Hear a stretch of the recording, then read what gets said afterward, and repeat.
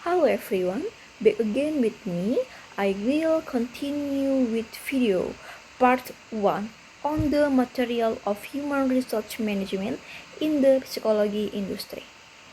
Teman-teman, yang akan pertama kita bahas pada video part 2 dari materi human resource management adalah analisis jabatan dan perencanaan sumber daya manusia. Pada slide ini, yang akan pertama-tama kita bahas adalah esensi analisis jabatan atau job analysis.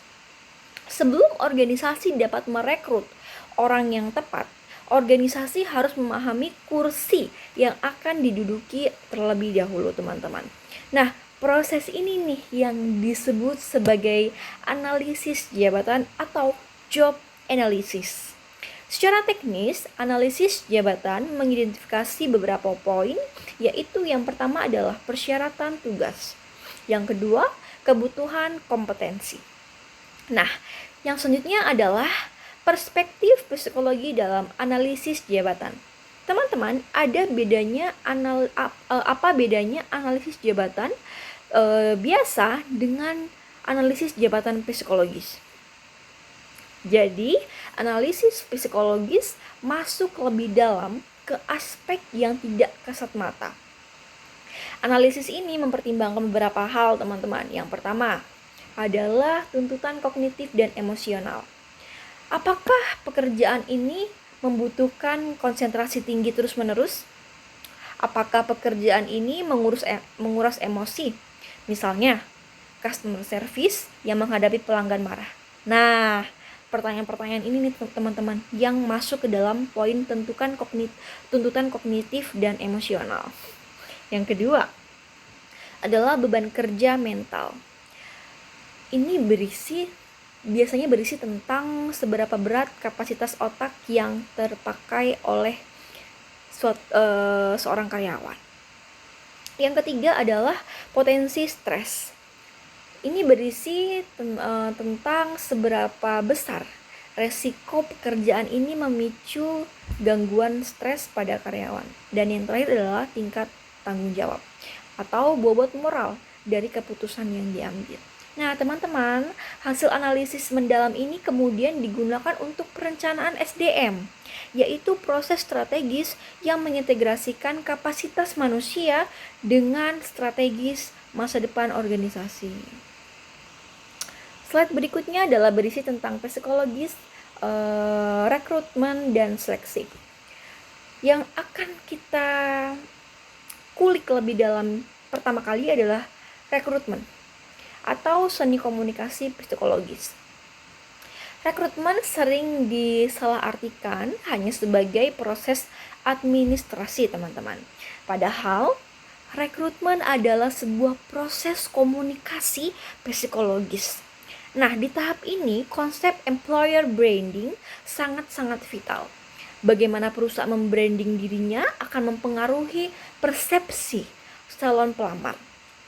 Nah, branding yang kuat secara psikologis akan meningkatkan daya tarik pelamar atau applicant attraction yang berkualitas.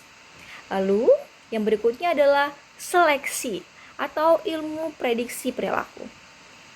Jika rekrutmen adalah tentang menarik, maka seleksi adalah tentang menyaring, teman-teman. Tujuan utama seleksi adalah memprediksi nih kinerja pekerjaan di masa depan. Nah, kita tidak bisa melihat masa depan, tapi kita bisa memprediksinya menggunakan alat ukur psikologis yang umum. Seperti 1, tes kemampuan kognitif. Lalu yang kedua ada asesmen kepribadian. Yang ketiga adalah wawancara perilaku terstruktur, dan yang terakhir adalah simulasi kerja. Teman-teman, ternyata pada slide ini ada 3 pilar seleksi yang sangat-sangat efektif. Yang pertama adalah validitas atau alat ukur harus akurat.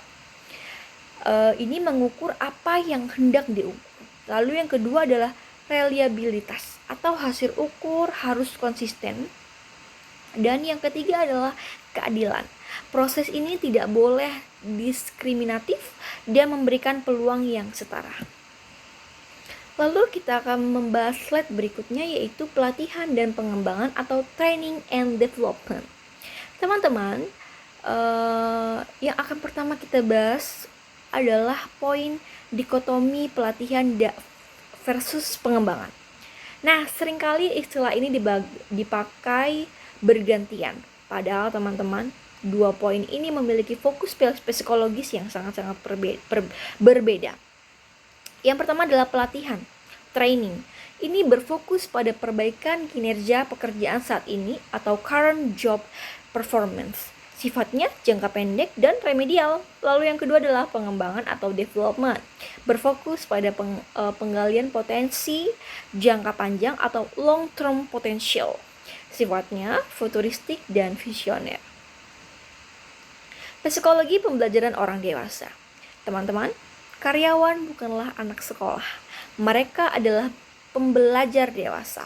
Oleh karena itu, prinsip adult learning harus diterapkan. Yang pertama adalah motivasi intrinsik. Mereka harus merasa butuh atau mau belajar, bukan dipaksa.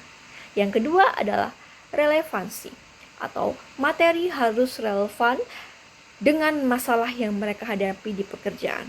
Dan yang ketiga adalah aplikasi praktis. Teorinya harus bisa langsung dipraktekkan. Dan output psikologis dari pelatihan yang sukses meliputi peningkatan kompetensi, terbentuknya identitas profesional yang kuat, serta meningkatkan kepercayaan diri dan kemampuan adaptasi atau adaptability. Thank you everyone.